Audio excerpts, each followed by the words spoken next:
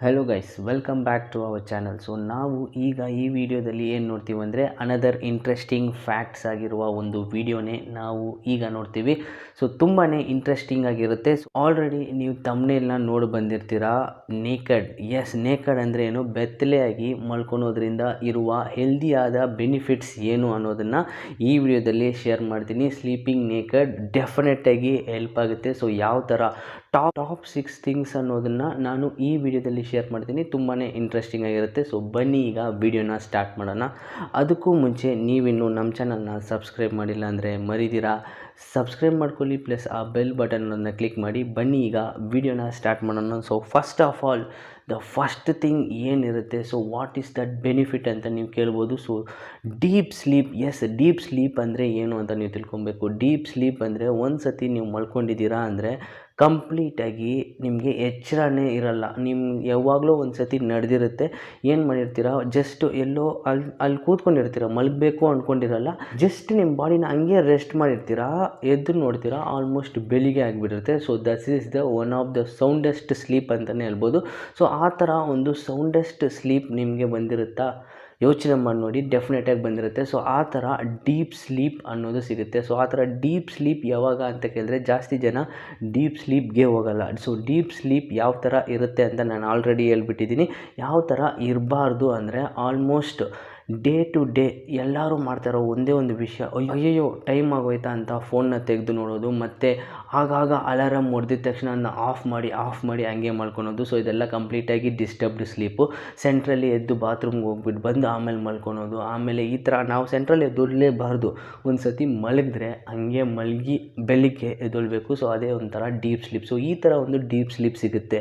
ಹೆಂಗೆ ಸಿಗುತ್ತೆ ಅಂತ ನಿಮಗೆ ತಿಳ್ಕೊಬೇಕಿದ್ರೆ ಸೊ ತುಂಬ ಸಿಂಪಲ್. ಎಸ್, ನಮ್ಮ ಬಾಡಿ ಟೆಂಪ್ರೇಚರ್ ಯಾವಾಗಲೂ ಹೈ ಆಗಿರುತ್ತೆ. ಸೊ ಬಾಡಿ ಟೆಂಪ್ರೇಚರ್ ಹೈ ಆಗಿದ್ದರೆ ನಮಗೆ ಡೀಪ್ ಸ್ಲೀಪ್ ಅನ್ನೋದು ಸಿಗಲ್ಲ. ಸೊ ಅದರಿಂದ ಏನು ಮಾಡಬೇಕಂದ್ರೆ ನಮ್ಮ ಬಾಡಿ ಟೆಂಪ್ರೇಚರ್ನ ಆಲ್ಮೋಸ್ಟ್ ಎಷ್ಟು ಕಮ್ಮಿ ಆಗುತ್ತೋ ಸೊ ರೂಮ್ ಟೆಂಪ್ರೇಚರ್ಗೆ ತೊಗೊಂಬರಬೇಕು. ಸೊ ಆ ಥರ ಒಂದು ಟೈಮಲ್ಲಿ ಪರ್ಫೆಕ್ಟಾಗಿ ನಿಮಗೆ ಡೀಪ್ ಸ್ಲೀಪ್ ಅನ್ನೋದು ಸಿಗುತ್ತೆ. ಈ ಥರ ಡೀಪ್ ಸ್ಲೀಪ್ ಯಾವಾಗ ಸಿಗುತ್ತೆ ಅಂದರೆ ನೀವು ನೇಕಡಾಗಿ ಮಲ್ಕೊಂಡ್ರೆ ಮಾತ್ರ ಸಿಗುತ್ತೆ.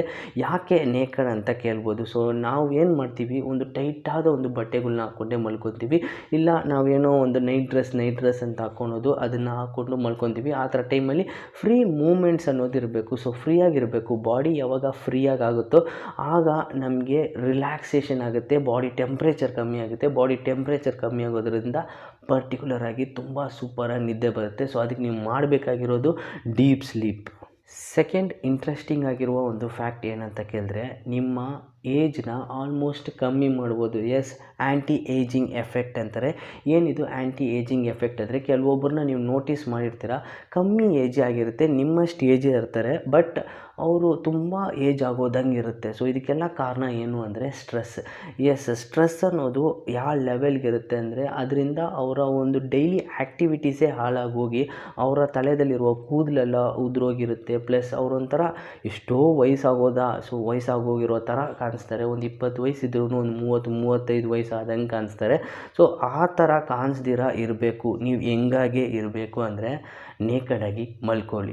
ಏನೋ ಇದು ನೇಕಡಾಗಿ ಮಲ್ಕೊಳ್ಳಿ, ಸೊ ಬೆತ್ತಲೆಯಾಗಿ ಮಲ್ಕೊಳ್ಳಿ ಅಂತ ಹೇಳ್ತೀರ ಅಂದರೆ ಏನಾಗುತ್ತೆ ಅನ್ನೋ ಒಂದು ಸೈಂಟಿಫಿಕ್ ಫ್ಯಾಕ್ಟ್ ಏನಂದರೆ, ಮೆಲಟೋನಿನ್ ಅನ್ನೋ ಒಂದು ವಿಷಯ ರಿಲೀಸ್ ಆಗುತ್ತೆ ಯಾವಾಗ ನಾವು ಒಂದು ಡೀಪ್ ಸ್ಲೀಪ್ಗೆ ಹೋಗ್ತೀವೋ. ಸೊ ಆಗ ಈ ಮೆಲಟೋನಿನ್ ರಿಲೀಸ್ ಆಗೋದ್ರಿಂದ ಏನಾಗುತ್ತೆ ಅಂದರೆ ಸೆಲ್ ಡಿಜೆನರೇಷನ್ ಆಗುತ್ತೆ. ನಮ್ಮ ಬಾಡಿಯಲ್ಲಿ ಏಕೈಕ ಸೆಲ್ಸ್ ಜಾಸ್ತಿ ಇರ್ತವೆ. ಸೊ ಒಂದೊಂದು ಟಿಶ್ಯೂಸಲ್ಲೂ ತುಂಬ ಸೆಲ್ಸ್ ಇರುತ್ತೆ. ಸೊ ಆ ಥರ ಕೆಲವೊಂದು ಸೆಲ್ಸ್ ಏನಾಗುತ್ತೆ ಅಂದರೆ ಸತ್ತೋಗ್ತವೆ. ಸೊ ಆ ಥರ ಇರುವ ಡೆಡ್ ಸೆಲ್ಸ್ನೆಲ್ಲ ಇದು ಡಿಜೆನ್ರೇಟ್ ಮಾಡುತ್ತೆ. ಆಲ್ಮೋಸ್ಟ್ ನಮಗೆ ಏಜ್ ಆದ್ರೂ ಆಗದಿರೋ ಥರ ಕಾಣಿಸುತ್ತೆ, ಅಷ್ಟೊಂದು ಫ್ರೆಶ್ ಆಗಿರ್ತಾರೆ. ಸೊ ಜಾಸ್ತಿ ಜನ ನೀವು ಆ್ಯಕ್ಟ್ರೆಸ್ನೆಲ್ಲ ಮಾನಿಟರ್ ಮಾಡಿ ನೋಡಿದ್ರೆ ಗೊತ್ತಾಗುತ್ತೆ, ಅವರ ಸ್ಲೀಪಿಂಗ್ ಅವರ್ನ ಮಾತ್ರ ಯಾವುದೇ ಕಾರಣಕ್ಕೂ ಬಿಟ್ಕೊಡೋದೇ ಇಲ್ಲ. ಆಲ್ಮೋಸ್ಟ್ 8 to 9 hours, ಕೆಲವು ಜನ 10-12 ಅವರ್ ಕೂಡ ನಿದ್ದೆ ಮಾಡ್ತಾರೆ. ಯಾಕೆ ಅಂದರೆ ನಮ್ಮ ಸೆಲ್ಸ್ ಎಲ್ಲ ಡಿಜೆನ್ರೇಟ್ ಆಗುತ್ತೆ. ಸೊ ಡಿಜೆನ್ರೇಟ್ ಆಗಿರೋದ್ರಿಂದ ತುಂಬಾ ಹೆಲ್ದಿಯಾಗಿರ್ತಾರೆ, ಡೀಪ್ ಸ್ಲೀಪ್ ಸಿಗುತ್ತೆ. ಸೊ ಡೀಪ್ ಸ್ಲೀಪ್ ಸಿಗಬೇಕಂದ್ರೆ ನೀವು ಮಾಡಬೇಕಾಗಿರೋ ಒಂದೇ ವಿಷಯ ನೇಕಡಾಗಿ ಮಲ್ಗೋದು. ಥರ್ಡ್ ಇಂಪಾರ್ಟೆಂಟ್ ಫ್ಯಾಕ್ಟ್ ಏನು ಮಾಡುತ್ತೆ ಅಂದರೆ reduces hair fall. First of all hair fall ಯಾಕೆ ಬರುತ್ತೆ ಅಂತ ನೋಡ್ಕೊಳ್ಳೋಣ. ಸೊ ಎಲ್ಲರೂ ನಾವು ಮಲಗ್ತಾ ಇರ್ತವಾಗ ಬೇಸಿಕ್ಕಾಗಿ ನಾವು ಎಕ್ಸಾಂಪಲ್ ತೊಗೊಳೋದು ಮಲಗುವಾಗ ಮಾತ್ರ. ಸೊ ಮಲಗಿರ್ತೀರಲ್ಲ, ಸೊ ಮಲಗಿರುವಾಗ ಬೆಳಿಗ್ಗೆ ಎದ್ದು ನಿಮ್ಮ ಏರ್ನ ನೀವು ಚೆಕ್ ಮಾಡಿ ನೋಡಿಕೊಂಡ್ರೆ ಗೊತ್ತಾಗುತ್ತೆ, ಒಂಥರ ಸ್ಟಿಕ್ಕಿಯಾಗಿ ಅನಿಸ್ತಾ ಇರುತ್ತೆ. ಸೊ ಇದು ಯಾಕೆ ಅಂತ ಕೇಳಿದ್ರೆ ಸ್ವೆಟ್ ಆಗಿರುತ್ತೆ. ಸೊ ಸ್ವೆಟ್ ಆಗೋದು ಏನಕ್ಕೆ ಅಂತ ಕೇಳಿದ್ರೆ body temperature. So body temperature ನಮಗೆ ಗೊತ್ತಾಗಲ್ಲ, ಅಷ್ಟು ಸ್ವೆಟ್ ಎಲ್ಲ ಏನೂ ಆಗಿರೋಲ್ಲ. ಈ ಸ್ಕ್ಯಾಲ್ಪಲ್ಲಿ ಕೆಲವೊಂದು ಸ್ವೆಟ್ ಆಗಿದ್ರೂ ಏನಾಗುತ್ತೆ ಅಂದರೆ ಅಲ್ಲಿ ಒಂದು ಡ್ರೈನೆಸ್ ಅನ್ನೋದು ಶುರುವಾಗಿರುತ್ತೆ. ಸೊ ಡ್ರೈನೆಸ್ ಶುರುವಾಗಿರೋದ್ರಿಂದ ಒಂದು ಸ್ವೆಟ್ಟಿಂದ ನಮ್ಮ ಏರ್ ಕಂಡೀಷನ್ ಅನ್ನೋದು ಕಂಪ್ಲೀಟಾಗಿ ಡ್ಯಾಮೇಜ್ ಆಗುತ್ತೆ. ಸೊ ಅದರಿಂದ ಏರ್ ಫಾಲ್ ಆಗೋ ಚಾನ್ಸಸ್ ಜಾಸ್ತಿ ಇದೆ. ಇದಕ್ಕೂ ಮತ್ತೆ ಕಾರಣ ಎಲ್ಲಿಂದ ಬರುತ್ತೆ ಅಂದರೆ ಟೆಂಪ್ರೇಚರ್. ಬಾಡಿ ಟೆಂಪ್ರೇಚರ್ ಕಮ್ಮಿ ಆಗಬೇಕಂದ್ರೆ ಏನು ಮಾಡಬೇಕು, ನೇಕಡಾಗಿ ಮಲಗಬೇಕು. ಸೊ ಈ ಥರ ನೇಕಡಾಗಿ ಮಲಗೋದ್ರಿಂದ ಏನಾಗುತ್ತೆ ಅಂದರೆ ಏರ್ ಫಾಲ್ ಆಗೋ ಚಾನ್ಸಸ್ಸು ತುಂಬಾ ಕಮ್ಮಿ ಆಗುತ್ತೆ. ಬಾಡಿ ಟೆಂಪ್ರೇಚರ್ ನಾವು ಯಾವಾಗಲೂ ಕಮ್ಮಿದಲ್ಲಿ ಮೇಂಟೈನ್ ಮಾಡಬೇಕು. Just sleep ನೇಕಡ್. ಸೊ ಅದರಿಂದ ಏನಾಗುತ್ತೆ ಅಂದರೆ ನಿಮಗೆ ಏರ್ ಫಾಲು ಆಗಲ್ಲ. ಮಲಗೋದ್ರಲ್ಲಿ ಇಷ್ಟೆಲ್ಲ ಬೆನಿಫಿಟ್ಸ್ ಇದೆಯಾ ಗುರು, ಇನ್ಮೇಲೆ ನಾನು ಮಾತ್ರ ಬಿಡಲ್ಲ. ಆಲ್ಮೋಸ್ಟ್ 8 ರಿಂದ 10 ಅವರ್ ಡೆಫಿನೆಟಾಗಿ ಮಲಗ್ತೀನಿ. ನೇಕಡಾಗಿ ಮಲಗೋದು ಡೆಫಿನೆಟಾಗಿ ಟ್ರೈ ಮಾಡ್ತೀನಿ. ಫೋರ್ತ್ ಮೋಸ್ಟ್ ಇಂಪಾರ್ಟೆಂಟ್ ಪಾಯಿಂಟ್, ಈ ಒಂದು ಪಾಯಿಂಟ್ ಜಾಸ್ತಿ ಜನ ಮಾತಾಡೋದೇ ಇಲ್ಲ. ಯಾಕೆ ಅಂತ ಕೇಳಿದ್ರೆ ಇದೊಂಥರ ಏನೋ ಒಂಥರ ಡಿಸ್ಕಂಫರ್ಟ್ ಅನ್ಕೊತಾರೆ. ಸೊ ಏನು ಈ ಫೋರ್ತ್ ಪಾಯಿಂಟ್ ಅಂತ ಕೇಳಿದ್ರೆ helps to protect genital health. Genital health ಅಂದರೆ ಏನು ಅಂತ ಕೇಳಬೇಕಂದ್ರೆ ಪ್ರೈವೇಟ್ ಪಾರ್ಟ್ಸ್. ಬೇಸಿಕ್ಕಾಗೆ ಬಂದರೆ ಸೊ ಜಾಸ್ತಿ ನಾವು ಮಲ್ಕೊಳ್ಳೋವಾಗ ಹಾಕ್ಕೊಂಡಿರುವ ಒಂದು ಬಟ್ಟೆಗಳನ್ನ ನೋಡಿದ್ರೆ ತುಂಬ ಟೈಟಾಗಿ ಹಾಕ್ಕೊಂಡಿರ್ತೀವಿ. ಅದರಲ್ಲೂ ಹುಡುಗರು ಈ ಥರ, ಯಾಕೆ ಹುಡುಗರು ಅಂತ ಮಾತ್ರ ಅಲ್ಲ, ಹುಡುಗಿರು. ಸೊ ಜಾಸ್ತಿ ಜನ ನಾವು ಅಂಡರ್ ಗಾರ್ಮೆಂಟ್ಸ್ನ ನಾವೇನು ಹಾಕ್ಕೊಂಡಿರ್ತೀವಿ ಅಂದರೆ ತುಂಬಾ ಟೈಟಾಗಿ ಹಾಕ್ಕೊಂಡಿರ್ತೀವಿ. ಸೊ ಇದರಿಂದ ಏರ್ ಫ್ಲೋ ಅನ್ನೋದಿರಲ್ಲ ನಮ್ಮ ಪ್ರೈವೇಟ್ ಪಾರ್ಟ್ಸ್ಗೆ. ಸೊ ಆ ಥರ ಪ್ರೈವೇಟ್ ಪಾರ್ಟ್ಸಲ್ಲಿ ಏರ್ ಫ್ಲೋ ಇಲ್ದಿರೋ ಒಂದು ಕಾರಣದಿಂದ ಜಾಸ್ತಿ ಇನ್ಫೆಕ್ಷನಲ್ ಪ್ರಾಬ್ಲಮ್ಸ್ ಅನ್ನೋದು ಕ್ರಿಯೇಟ್ ಆಗುತ್ತೆ ಹುಡುಗರಿಗೂ, ಎಕ್ಸ್ಪೆಷಲಿ ಫಾರ್ ಲೇಡೀಸ್. ಸೊ ತುಂಬಾ ಇನ್ಫೆಕ್ಷನಲ್ ಪ್ರಾಬ್ಲಮ್ಸ್ ಕ್ರಿಯೇಟ್ ಆಗೋದ್ರಿಂದ ಏನಾಗುತ್ತೆ ಅಂದರೆ ಜಾಸ್ತಿ ಇದರಿಂದ ಜಾಸ್ತಿ ಡಿಸೀಸೇ ಬರುತ್ತೆ. ಸೊ ಆ ಡಿಸೀಸ್ ಹೆಸರೆಲ್ಲ ಹೇಳೋಕ್ಕೆ ಇಷ್ಟ ಇಲ್ಲ. ಸೊ ಜಾಸ್ತಿ ಪ್ರಾಬ್ಲಮ್ ಯಾರಿಗೆ ಆಗುತ್ತೆ ಅಂದರೆ ಹುಡುಗರಿಗಿಂತ ಹುಡುಗಿರಿಗೆ ತುಂಬಾ ಪ್ರಾಬ್ಲಮ್ ಆಗುತ್ತೆ. ಸೊ ಈ ಥರ ಮಲಗೋದ್ರಿಂದ, ಸೊ ಟೈಟಾಗಿ ಬಟ್ಟೆ ಹಾಕ್ಕೊಂಡು ಮಲ್ಗೊಳೋದ್ರಿಂದ ಅಲ್ಲಿ ಜಾಸ್ತಿ ಇನ್ಫೆಕ್ಷನಲ್ಸ್ ಬರೋ ಚಾನ್ಸಸ್ ಜಾಸ್ತಿ ಇದೆ. ಅದರಿಂದ ಅದನ್ನು ಅವಾಯ್ಡ್ ಮಾಡಬೇಕಾಗಿರೋದು ಸಿಂಪಲ್ ವಿಷಯ, ಮತ್ತೆ ಹೇಳಲ್ಲ. ಏನು ಮಾಡಬೇಕಂತ ನಿಮ್ಗೆ ಗೊತ್ತು, ಅದನ್ನು ಹೇಳ್ಕೊಂಡೇ ಬಂದೀನಿ. Just go ನೇಕಡ್ and sleep. Fifth important fact ಏನು ಅಂತ ಕೇಳಿದ್ರೆ ತುಂಬಾ ಇಂಟ್ರೆಸ್ಟಿಂಗ್ ಆಗಿರುತ್ತೆ. So fifth important fact builds confident ಹೆಂಗೆ ಬಿಲ್ಡ್ ಮಾಡುತ್ತೆ ಅಂತ ಕೇಳಿದ್ರೆ, ಫಸ್ಟು ನೀವು ನೇಕಡಾಗಿ ಮಲಗಬೇಕು ಅಂತ ಹೇಳಿಬಿಟ್ಟೆ, ಬಟ್ ಈಗ ಅದು ಕಾನ್ಫಿಡೆಂಟ್ ಹೆಂಗೆ ಸಿಗುತ್ತೆ ಅಂತ ಕೇಳಿದ್ರೆ ಜಸ್ಟ್ ಮಿರರ್ ಮುಂದೆ ಹೋಗಿ ನಿಂತು ನಿಮ್ಮನ್ನ ನೀವೇ ನೋಡಿಕೊಂಡ್ರೆ ನಿಮಗೊಂದು ಐಡಿಯಾ ಅನ್ನೋದು ಸಿಗುತ್ತೆ. ಸೊ ಇದು ನಾನು ಈಗ ನಾನು ಕ್ಯಾಮ್ರಾ ಮುಂದೆ ಮಾತಾಡ್ತಾ ಇದ್ದೀನಿ, ನಾನು ಕಾನ್ಫಿಡೆಂಟಾಗಿ ಮಾತಾಡ್ತಾ ಇದ್ದೀನಿ. ಹೆಂಗೆ ಅಂತ ಕೇಳಿದ್ರೆ ಇದು ಅಭ್ಯಾಸ ಆಗೋಯಿತು. ಸೊ ಎಷ್ಟೋ ಸತಿ ನಾನು ಈ ಥರ ಕ್ಯಾಮ್ರಾ ಮುಂದೆ ಮಾತಾಡಿದ್ದೀನಿ. ಇದು ಹೆಂಗೆ ಬಂತು ಅಂದರೆ, ಸೊ ಕೀಪ್ ಆನ್ ನಾವು ಟ್ರೈ ಮಾಡ್ತಾ ಇದ್ದರೆ ಡೆಫಿನೆಟಾಗಿ ಬರುತ್ತೆ. ಸೊ ನೀವು ಕೂಡ ಟ್ರೈ ಮಾಡ್ಬೋದು. ಜಸ್ಟ್ ನೀವು ಮಿರರ್ ಮುಂದೆ ನಿಲ್ಬೇಕಂತಿಲ್ಲ. ನಿಮ್ಮ ಒಂದು ಫ್ರಂಟ್ ಕ್ಯಾಮ್ರಾನ ಓಪನ್ ಮಾಡಿ ಜಸ್ಟ್ ಈ ಥರ ಹಿಡ್ಕೊಂಡು ಅದ್ರ ಹತ್ರ ಮಾತಾಡೋಕ್ಕೆ ಟ್ರೈ ಮಾಡಿ. ಸೊ ಎಷ್ಟು ಚೆನ್ನಾಗಿ ಮಾತಾಡ್ತೀರಾ ಅನ್ನೋದನ್ನು ಮಾತಾಡಿ, ಮತ್ತು ಅದನ್ನು ನೀವೇ ನೋಡಿ.